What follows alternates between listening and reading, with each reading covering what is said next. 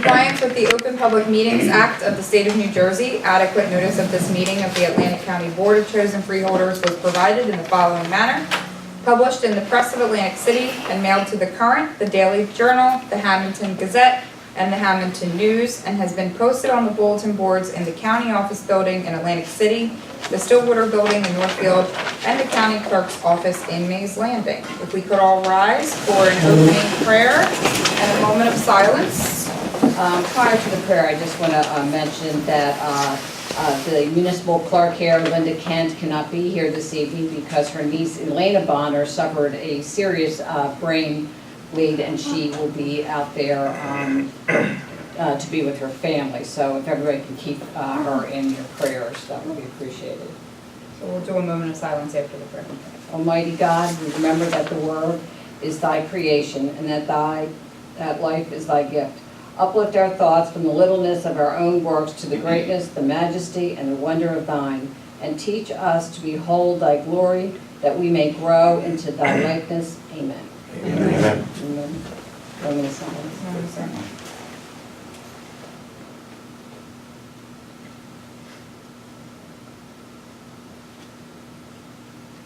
Okay.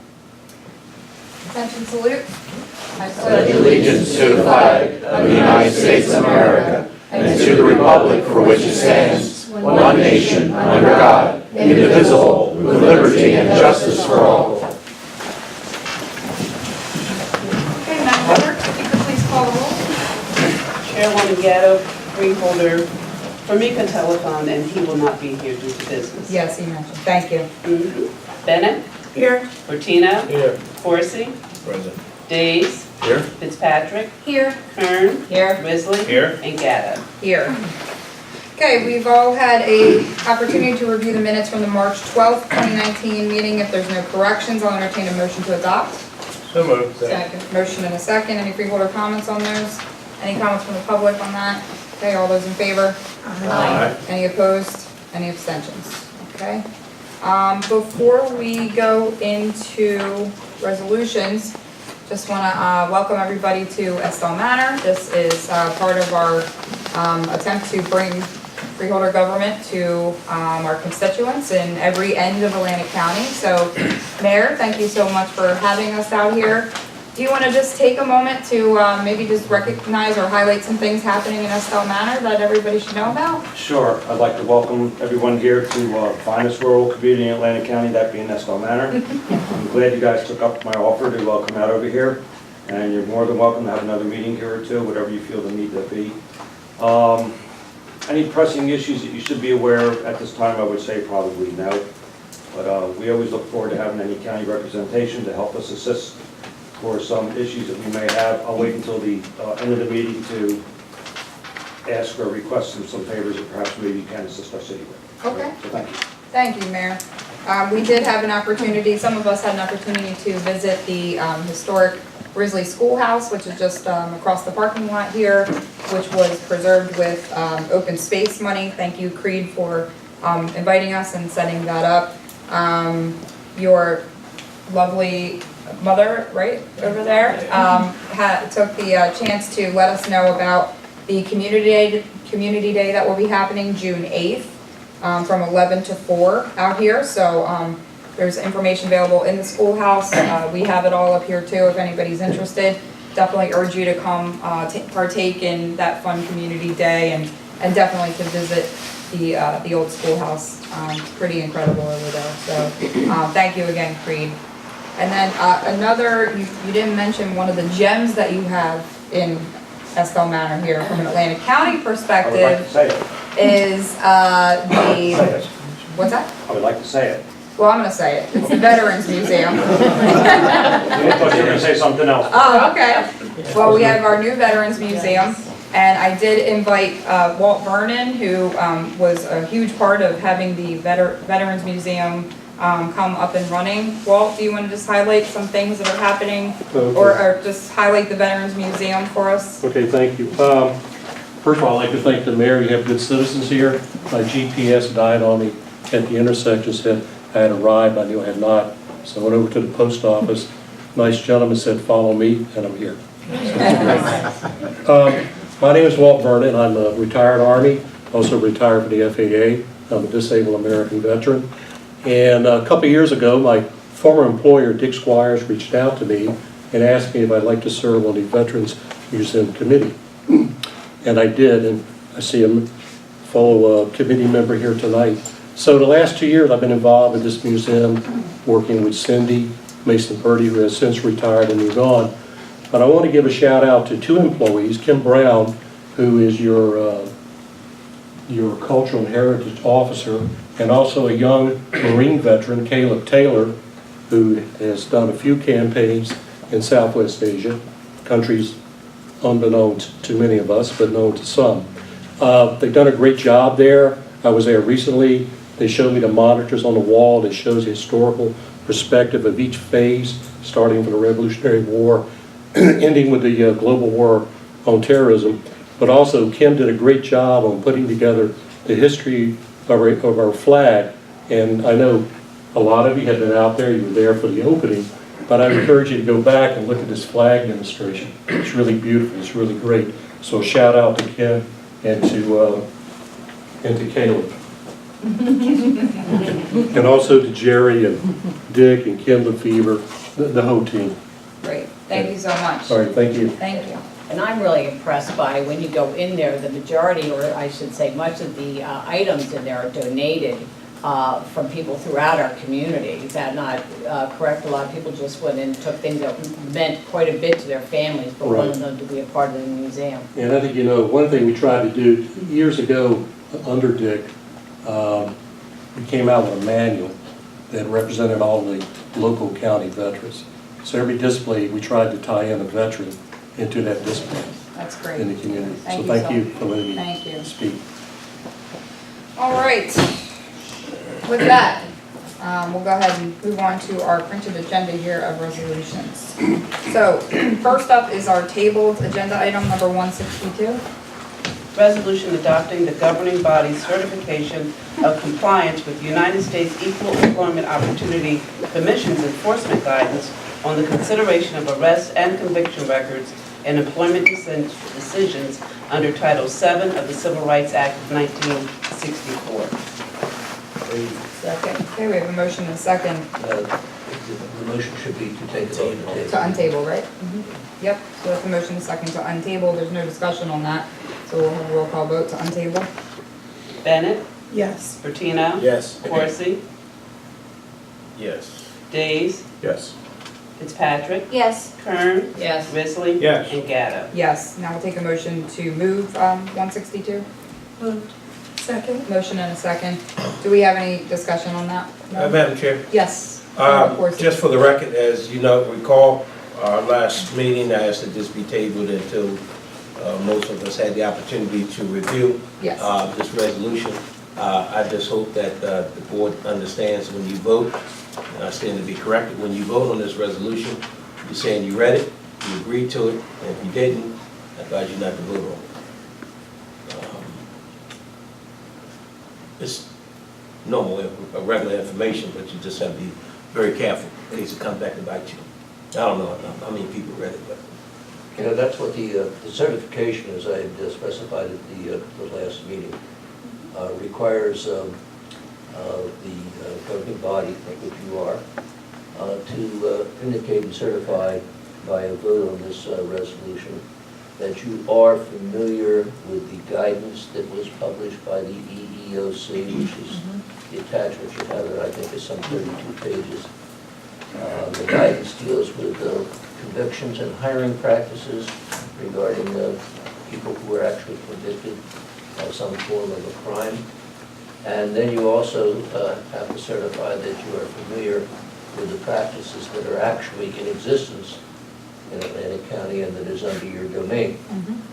So you have two things there. You have the guidance material itself, and you also have a short history or a short recitation by Elizabeth Diacona that explains to you what the practices are that are actually being taken place in Atlantic County.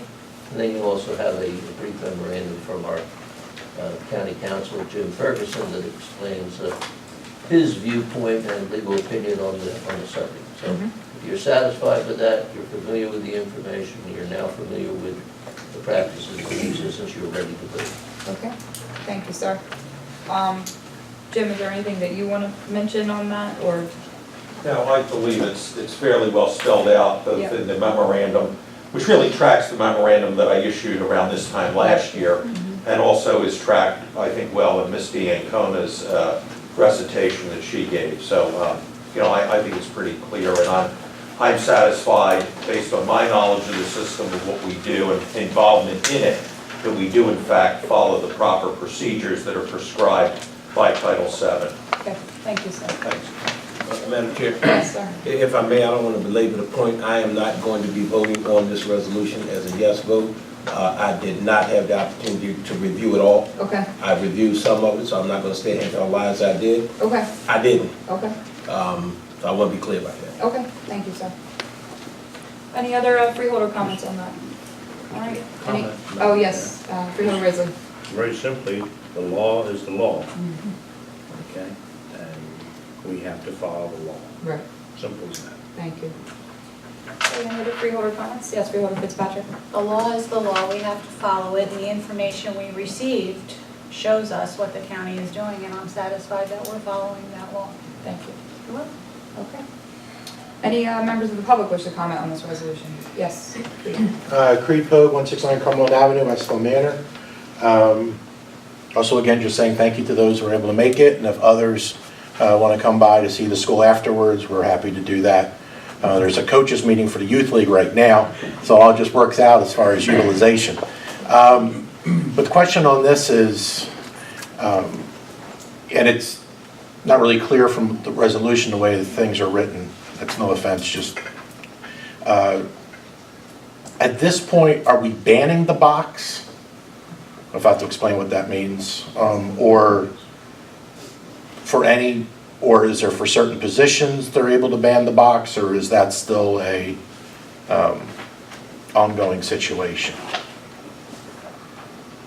Banning the box refers to on employment applications. In some areas, you're not asking whether a person has been convicted, probation, etc., because that's viewed in some occupations now as an unnecessary barrier to employment, although the flip side is I'm well aware that as a public entity that everyone thinks has limitless pockets, even though we know that's not the case, then there's that other balance into it. So I wasn't sure where this meant that you came down on that at this point. I know if that's more a question for Jim or not. Yeah, I'm going to look to our legal counsel too.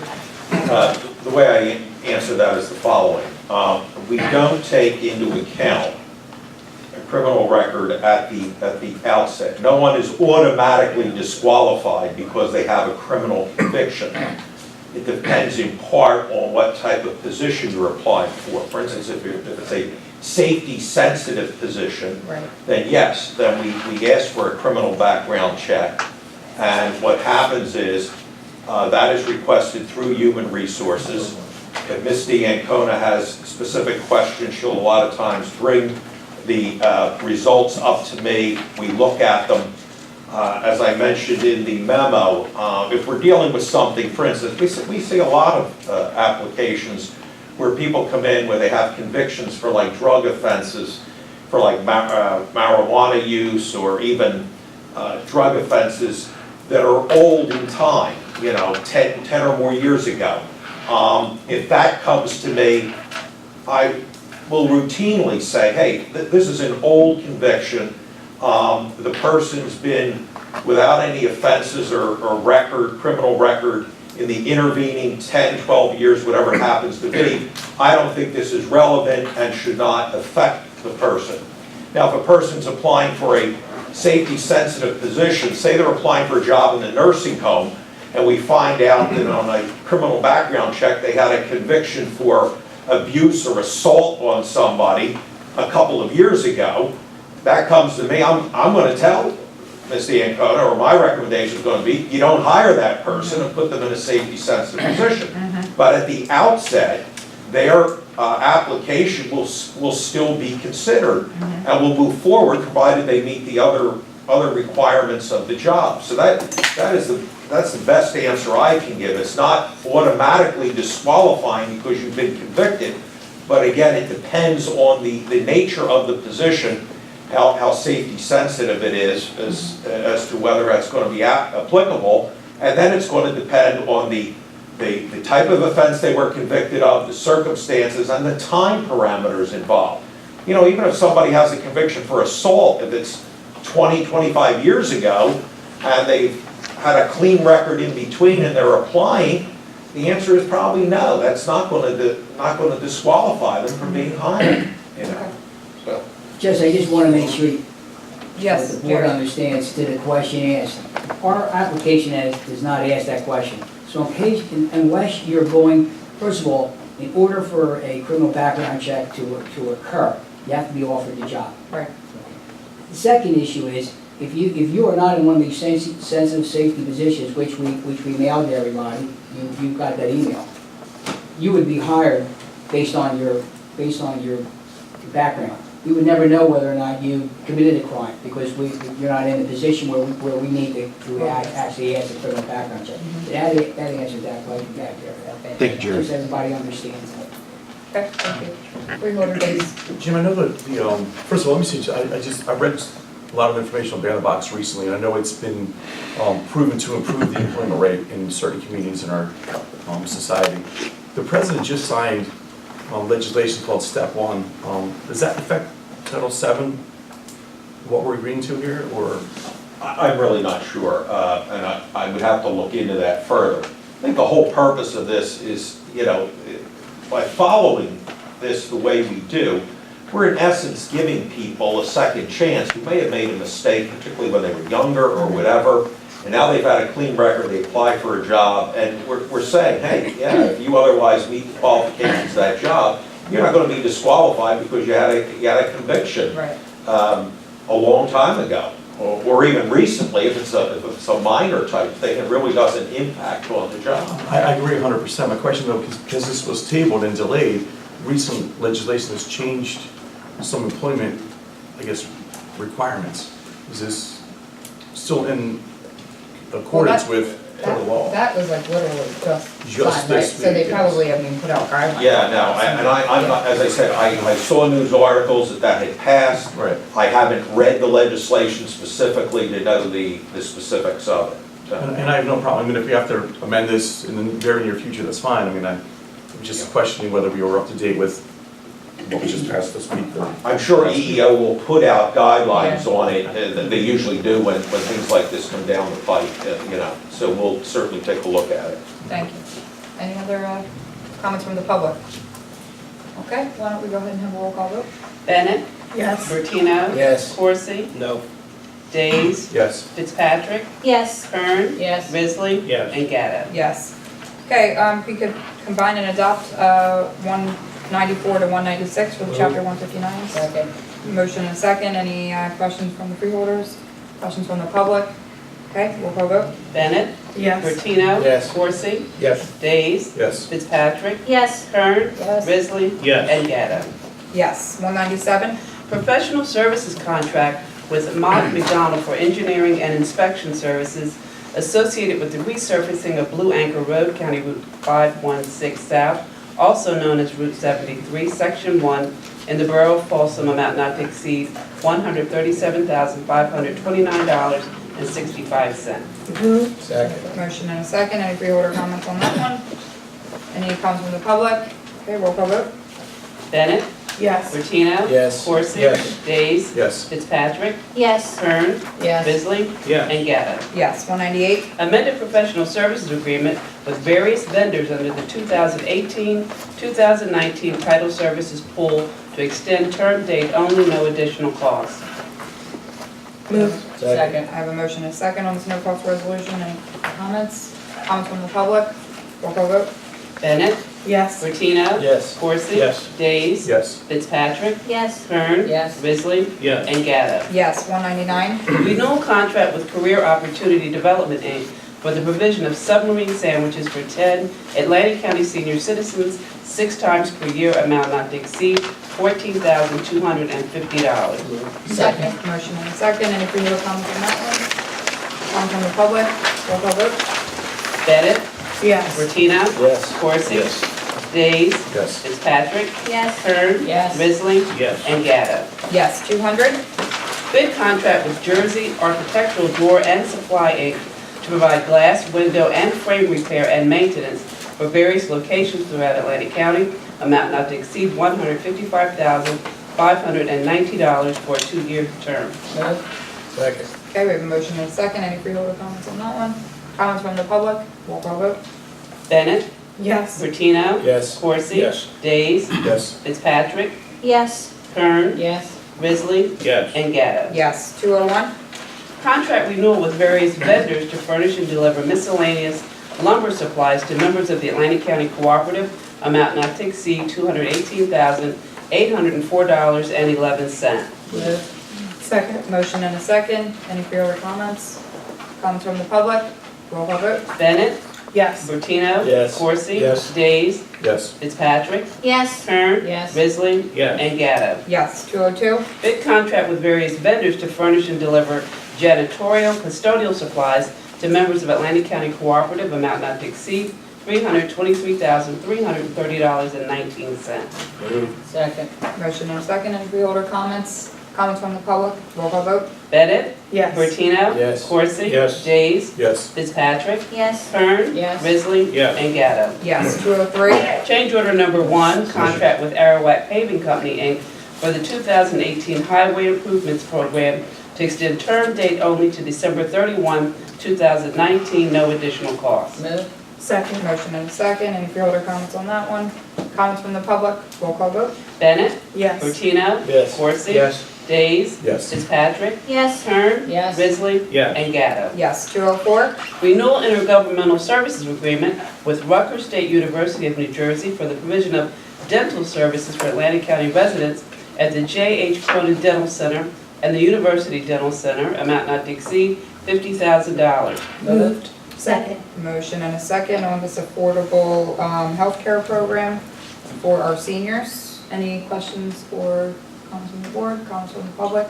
Roll call vote. Bennett? Yes. Bertino? Yes. Corsi? Yes. Days? Yes. Fitzpatrick? Yes. Kern? Yes. Risley? Yes. And Gatto. Yes. 205. Authorizing an agreement with the South Jersey Transportation Authority concerning maintenance of traffic signals at the intersection of Amelia Earhart Boulevard and Airport Road in Egg Harbor Township, no cost. Moved. Second.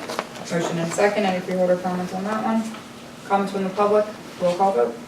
Bennett? Yes. Bertino? Yes. Corsi? Yes. Days? Yes. Fitzpatrick? Yes. Kern? Yes. Risley? Yes. And Gatto. Yes. 206. Authorizing an agreement to enter property located at authorizing an agreement to enter property located at 345 East Weymouth Road, Landisville, New Jersey, concerning restoration of stormwater drainage and prevention of mosquito breeding risk, no cost. Motion. Second. Motion and a second. Any freeholder comments on that one? Comments from the public? Roll call vote. Bennett? Yes. Bertino? Yes. Corsi? Yes. Days? Yes. Fitzpatrick? Yes. Kern? Yes. Risley? Yes. And Gatto. Yes. 207. Agreement with Youth Advocate Program for Community Engagement Activities, amount not to exceed $14,820. Moved. Second. Motion and a second. Any freeholder comments? Comments from the public? Roll call vote. Bennett? Yes. Bertino? Yes. Corsi? Yes. Days? Yes. Fitzpatrick? Yes. Kern? Yes. Risley? And Gatto. Yes. 209. Memorandum of Understanding with the Atlantic County Economic Alliance concerning administration of a New Jersey Economic Development Authority Innovation Planning Challenge Grant for the development of an aviation maintenance, repair, and overhaul operations academy and related operations in Atlantic County, amount not to exceed $100,000. So moved. Second. Motion and a second. Any freeholder comments on that one? Any comments from the public? Oh, I'm sorry. Freeholder Risley. Thank you, Madam Chair. Just wanted to briefly say that this is really exciting news for us. Our county is just in the very early stages of making this a reality. And to have the maintenance, repair, and overhaul operation here in an academy That's all of our short and long-term goals to create, you know, a new economics in Atlantic County. Some exciting jobs are going to come from this, and this is just the cusp of it, just the very beginning of this new era that's going to happen in Atlantic County. And I believe Max Slusher from the Atlantic Economic Alliance is attending a MRO seminar or convention very soon to get even further educated on this. So this is some exciting stuff here for Atlantic County. It really is, yeah. Thank you, Freeholder. Any other Freeholder comments on that one? Okay, any comments from the public? Okay, roll call vote.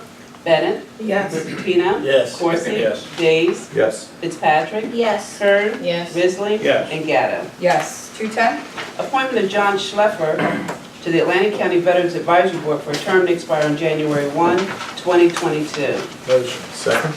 Motion and a second. Any Freeholder comments on John? I don't see John here. Any comments from the public on that? Okay, roll call vote. Bennett? Yes. Martino? Yes. Corsi? Yes. Days? Yes. Fitzpatrick? Yes. Kern? Yes. Risley? Yes. And Gatto. Yes. Okay, that completes our printed agenda. We will now go to any reports of special committees of the board.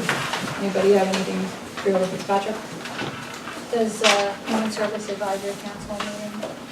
It's not a committee on the liaison there. You can still speak to it, yeah. Okay, so I went to their lunch and learn yesterday in Margate, and they did a presentation that included the Atlantic Kids Count, Black infant mortality rate, public safety was done by Vince Jones, he did a really good job, and human trafficking.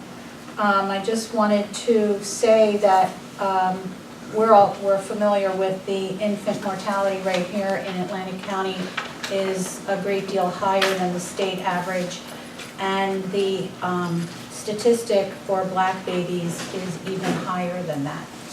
And we need to pay some attention. They had some good ideas about improving services to mothers of color, and that's a conversation that they're having. Additionally, human trafficking is especially interesting here in our area because we're a destination. And a trade magazine in the meetings and conventions world had a story about it last month. And the things that we can do is notice when we're in hotels or restaurants or traveling, and you see a young person traveling with no suitcase, or who's afraid to talk to people, or will not speak for themselves but have someone else speak for them. They could be being taken somewhere where they don't want to go, and we have to speak up and take the initiative because they can't speak for themselves. So if you see something, say something. And it was a great presentation. I look forward to going to their meetings this year. It's new for me. Great, thanks. Thank you. The human trafficking topic is something we discussed extensively at the Women's Commission as well. So, and it was also something that came up actually, I think, in some of the conversation with the young ladies at our luncheon. So it's people are very well aware of it. It's happening in our county and in our towns.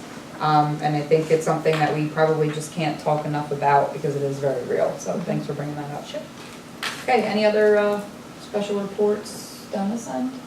Okay, seeing none, any unfinished business? Okay, seeing none, any new business?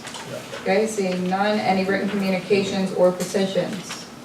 Okay, seeing none, we will now go ahead and open it up the meeting for the public. Anyone would like to speak, just come on up, state your name and address, and let us know what you'd like to say. Any members of the public? Oh, Walt would like to, Thank you very much. yep, have another turn on it. Back again. This just sort of coincided with me being here tonight, because I talked about, I'm sure, about the Veterans Museum, but I'm also on the Criminal Justice Advisory Board. And many of you know John McLeonard. I mean, I worked with John years ago when I had the Public Safety Department. And he kept talking about, you know, I like somebody to join me on Monday nights when I'm up at Baltimore Bar and Grill. And he puts together teams that go out and actually, I apologize, I used the flyer with notes on it. He actually goes out and hands out flyers. We go to certain locations with the assistance of Atlantic City PD, talking about the Atlantic Care and Atlantic County subsidized addiction services. When I had correctional facility, I only saw the back end of this. I never saw the front end. Last night, I saw the front end. And I went to places on streets in Atlantic City, locations that I had never been to. But I was quite comfortable because I was with the Atlantic City PD. And the way it began, we met at the grill over pizza. And there were 4 police officers there, 2 active officers and 2 Class 2 officers. Also, there were 4 young men there who are from AA and are in recovery. They volunteer, and they go out with John on the streets to hand out these flyers. So there's a lot of collaboration, a lot of exchange going on between law enforcement and the social side. I was very impressed with one of the young Class 2s, young African-American lady, grew up in Atlantic City, lived in Atlantic City, and she actually, it was like one of those sparks ideas, because we're all talking about, you know, we would go to this street, we work that street, we go here, we work that, and of course, you know, the effort to try to make some of the areas, you know, cleaner, particularly for tourism and so forth. He said that's good, but you know, you have to use a multiple approach. Her idea was for us to go into the communities and try to reach people there. So that was something John had not considered before, and they're going to be looking into that as well. I was quite impressed with her as a Class 2 to come up with that idea. In fact, I thought maybe for a few seconds there I was looking at a future chief of Atlantic City PD. So she's also interested in military, gave me a chance to mentor her a little bit for the service. But really, I know you know John McLaurin. He's very passionate in what he does. And he showed me things last night that I had never seen. While we're out on one of the streets, I think we're standing on Tennessee Avenue, one of the young men who's out of AA, we broke in 2 teams. They were at the rescue mission. He called John his cell phone. He put 2 different women on the phone to talk to about this program. Now, the way it ended, they were going to meet John at 1333 Atlantic Avenue. I don't know if that happened or not. We went to Renaissance Square. I've never been there, but I was there. The only time in Atlantic City, go eat dinner, go to play, or I'm on jury duty. So what's interesting there, John is like a magnet. They come right to it. I talked to some addicts who had help, but they're back on the street again.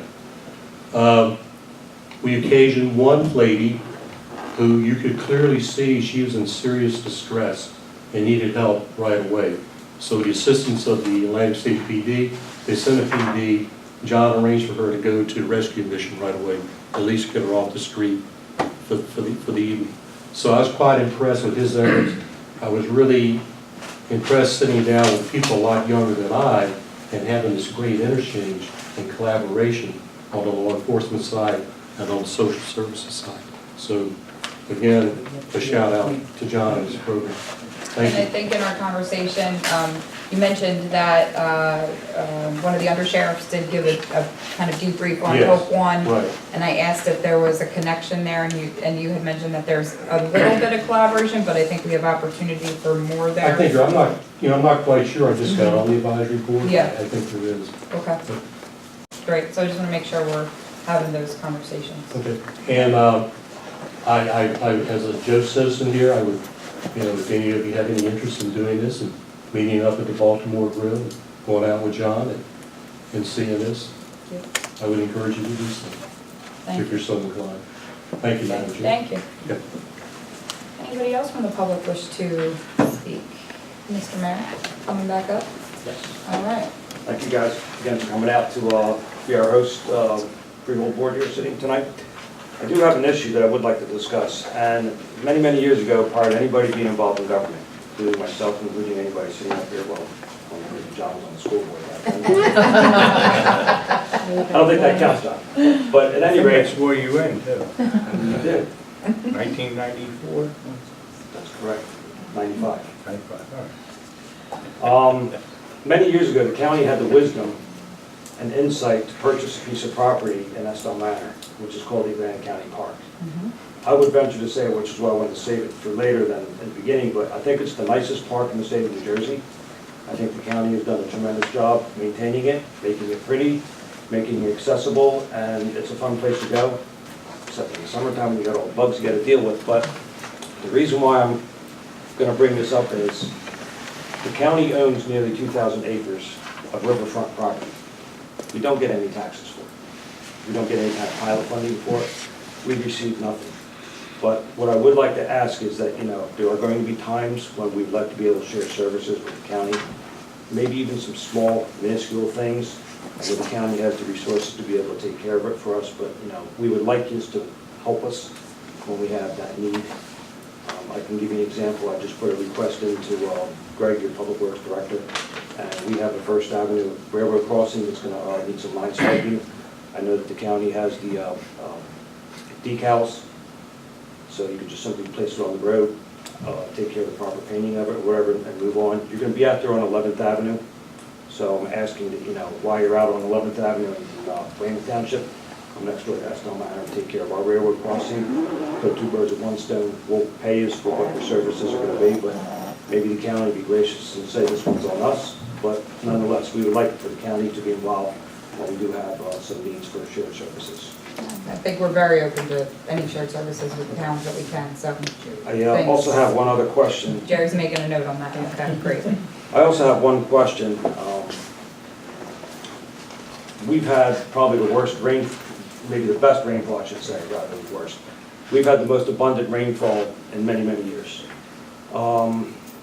There's a lot of low-lying land in state lands. Does the county get involved with any of the mosquito treatments on state properties, or just simply the county property? We do mosquito stuff, but I don't know where the lines are. Jerry, do you want to? Under normal circumstances, we don't touch state properties. Okay. Federal properties, we've been on federal properties with their approval, and as a matter of fact, they now they do not let us go on to any of the federal properties because they've changed their policies.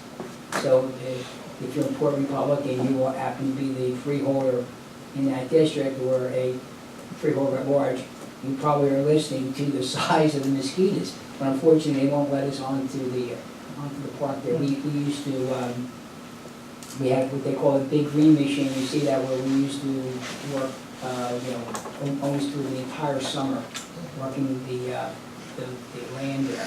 They don't let us on there anymore. There would be escalation of mosquitoes in that part of the county. Yeah. Severe. We can certainly escalate the issue though on your behalf, so we can take note to do that. Thank you very much. Thanks. Madam Chair? Yes. I would like to we should recognize the mayor of Weymouth Township is here, Ken Hazer. Yeah, hi Ken. Okay. I was going to wait till the public portion was done to do so, but thanks for doing that. Thank you. Thanks for coming to your neighborhood, Ken. And I didn't get lost coming over All here. right. Any other members of the public wish to speak?